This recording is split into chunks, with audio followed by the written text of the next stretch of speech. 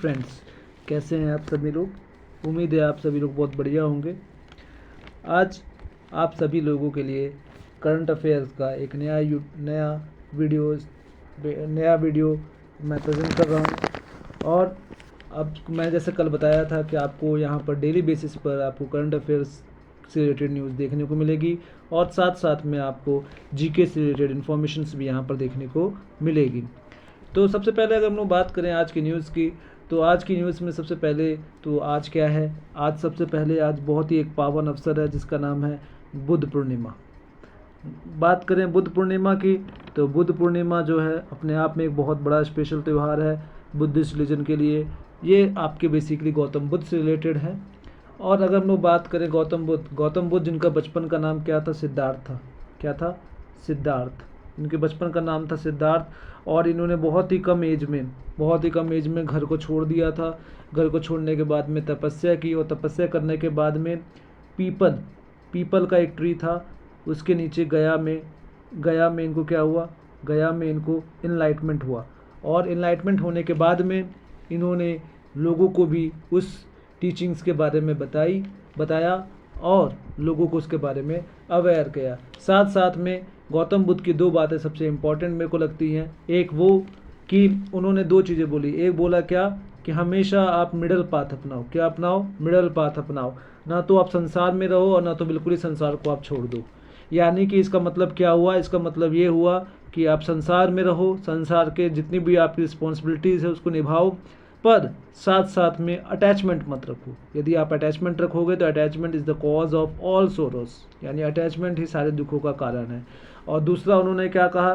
दूसरा उन्होंने कहा अपदीपो भव, यानी अपने दीपक आप खुद बनो। अपने दीपक आप खुद बनो, यानी कि आपको क्या करना पड़ेगा? आपको अपना गाइडेंस खुद करना पड़ेगा, अर्थात अपना दीपक स्वयं बनना पड़ेगा। खुद के विवेक, खुद के नॉलेज पर, खुद का जो अपना सेल्फ कॉन्फिडेंस है उसको बनाए रखना पड़ेगा आपको, तभी आप जग को रोशन कर सकते हो। तो ये सब कुछ आपकी शिक्षाएं थी, गौतम बुद्ध द्वारा दी गई थी। काफ़ी बहुत ही इम्पोर्टेंट पर्सनैलिटी है एग्ज़ाम के पर्सपेक्टिव से भी और साथ साथ में हमारे मॉरल लाइफ के लिए भी। तो आइए अब हम बढ़ते हैं आगे दूसरी न्यूज़ की तरफ। आज की सबसे पहले अगर हम लोग बात करें आज की दूसरी न्यूज़ क्या है, दूसरी न्यूज़ है आपकी वही वाली बात, राइज इन पेट्रोलियम प्राइस। इसमें यदि हम लोग बात करें तो इसमें आपकी वही वाली बात आ गई फिर से कि जो आपका ईरान और इराक में जो लड़ाई हुई थी, इसके चलते क्या हुआ, इसके चलते बहुत सारी अफवाहें, र्यूमर्स बहुत ज़्यादा फैल गए थे। और र्यूमर्स के फैलने की वजह से क्या हुआ, जमाखोरी जो है बहुत ज़्यादा बढ़ गई, जिसकी वजह से पेट्रोल में लगभग 37%, वहीं पर डीजल में आपके लगभग 20% ज़्यादा बिका। यानी कि क्या हुआ, जमाखोरी होने की वजह से क्या हो गया, जमाखोरी के होने की वजह से लोगों ने क्या कर दिया, लोगों ने ज़्यादा पेट्रोल और ज़्यादा डीजल खरीद कर और ज़्यादा सिलेंडर्स वगैरह खरीद कर क्या किया, स्टोर करना स्टार्ट कर दिया।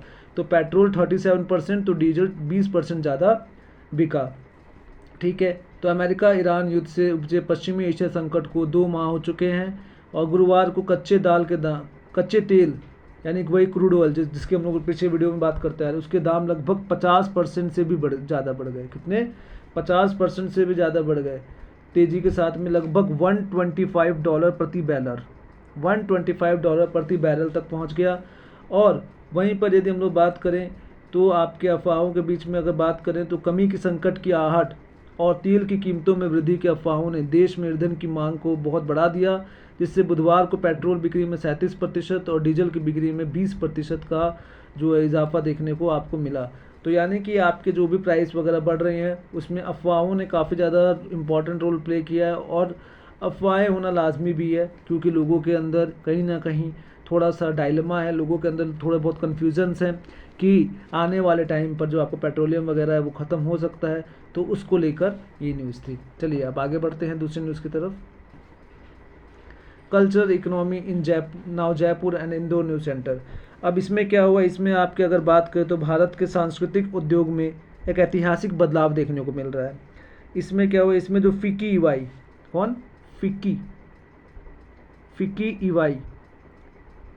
इवाई की बात करें तो इसकी रिपोर्ट के हिसाब से, और जो आपका इकोनॉमिक सर्वे हुआ, इकोनॉमिक सर्वे 2025-26 के हिसाब से 25-26 के हिसाब से अगर हम लोग बात करें उनके आंकड़ों के हिसाब से, अब जो सांस्कृतिक उद्योग की राजधानी है वो मुंबई या दिल्ली नहीं बल्कि जयपुर, इंदौर, कोची और लखनऊ जैसे शहर बन रहे हैं। भारत के लाइव एंटरटेनमेंट क्षेत्र ने 10,000 करोड़ रुपए का आंकड़ा पार कर लिया है और इस विकास की असली ताकत नॉन मेट्रो शहरों से आ रही है। यानी कि पहले जो मुंबई कैपिटल माना जाता था, अब धीरे धीरे उसकी इंपॉर्टेंस कम होती जा रही है। और केंद्रीय बजट 2026 में एक नाम दिया गया था ऑरेंज इकोनॉमी। ऑरेंज इकोनॉमी यानी क्रिएटिव इकोनॉमी, इसके नाम से संबोधित किया गया सेक्टर अब देश की अर्थव्यवस्था का अहम हिस्सा है। अनुमान है कि 2030 से 32 तक यह क्षेत्र लगभग 1.2 करोड़ अस्थायी नौकरियां पैदा करेगा। तो ये एक बहुत ही अच्छी खबर है। चलिए आगे बढ़ते हैं दूसरी तरफ। अब दूसरी तरफ बात करें तो दूसरी तरफ आपके जस्टिस ग्रेवाल NCALT के न्यू चेयरमैन बने हैं। किसके? NCALT के न्यू चेयरमैन बने हैं। ठीक है, एक सेकेंड, हाँ, NCALT के न्यू चेयरमैन बने हैं।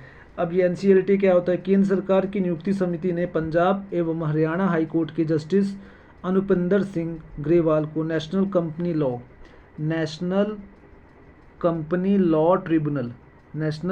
लॉ ट्रिब्यूनल का चेयरमैन नियुक्त किया है और उनका कार्यकाल कितना रहता है? लगभग 5 ईयर्स का रहता है। ये हमारे लिए इम्पोर्टेंट बात है, लगभग 5 ईयर्स का रहता है। और साथ साथ में उन्होंने जस्टिस, और इससे पहले कौन थे? इससे पहले थे रामालिंगम सुधाकर, जस्टिस रामालिंगम सुधाकर इनके चेयरमैन थे। उसको रिप्लेस करके अब ये नए चेयरमैन आए जिनका नाम क्या है? अनुपिंदर सिंह ग्रेवाल, याद रखिएगा। ठीक है, चलिए अब आगे देखते हैं। दूसरी अगर हम लोग बात करें तो अब इसमें क्या हुआ? इसमें आपके आवर हेरिटेज, यानी कि अगर बात करें तो इसमें आपको देखने को क्या मिला? इसमें आपको ये देखने को मिला कि अमेरिका ने भारत को लगभग 133 करोड़ यानी 133 करोड़ से रुपए से भी ज़्यादा की जो लगभग 657 पुराने टाइम की मूर्तियाँ थी उसको रिटर्न किया है। अमेरिका चोरी हुई 657 प्राचीन कलाकृतियों भारत को लौटा रहा है। इनकी कुल कीमत अगर आप बात करें तो $14 मिलियन है, यानी कि लगभग 133 करोड़ रुपए से भी ज़्यादा आकी गई है। और मैनहट्टन के डिस्ट्रिक्ट अटॉर्नी एल्विन ब्रैग ने इस वापसी घोषणा की है और इन्होंने कई हाई प्रोफाइल जांचों के बाद बरामद किया गया जिसका संबंध कुख्यात आर्ट डीलर और मूर्ति तस्कर सुभाष कपूर और नैन्सी विनर से था। तो ये एक बहुत बड़ी उपलब्धि है कि जो आपके पुराने टाइम की जो मूर्तियाँ थी वो अब आपको यहाँ पर रिटर्न की जा रही हैं। और साथ साथ में ममदानी के जो प्रिंस है चार्ल्स, उन्होंने क्या किया? उन्होंने ब्रिटेन से डिमांड की है। ब्रिटेन से किस चीज़ की डिमांड की है? कोहिनूर हीरा लौटाने की डिमांड की है, और जो कि एक बहुत ही अच्छी न्यूज़ है। चलिए आगे देखते हैं। आगे बात करें तो आज की न्यूज़ बस इतनी थी। और अगर स्पोर्ट्स की बात करें तो स्पोर्ट्स में आपके गुजरात टाइटंस ने RCB को हराया। और इसी के साथ में आज का वीडियो इतना ही रखते हैं। आज न्यूज़ में केवल इतना ही था। और अब आगे आपको कल से आपको करंट अफेयर्स और भी अच्छी तरीके से देखने को मिलेंगे। तब तक के लिए आज के लिए इतना ही रखते हैं। Thank you so much, bye bye, take care. और अच्छा लगा वीडियो तो प्लीज़ चैनल को लाइक, शेयर और सब्सक्राइब कीजिएगा ताकि हमारा भी हौसला बढ़ता रहे और साथ साथ में आपको भी जो नॉलेज मिलनी चाहिए वो नॉलेज मिलती रहे। और मैं आपको प्रॉमिस करता हूँ कि आने वाले फ्यूचर में आपको और ज़्यादा इसमें इनिशिएटिव देखने को मिलेंगे। Thank you so much, bye bye, take care.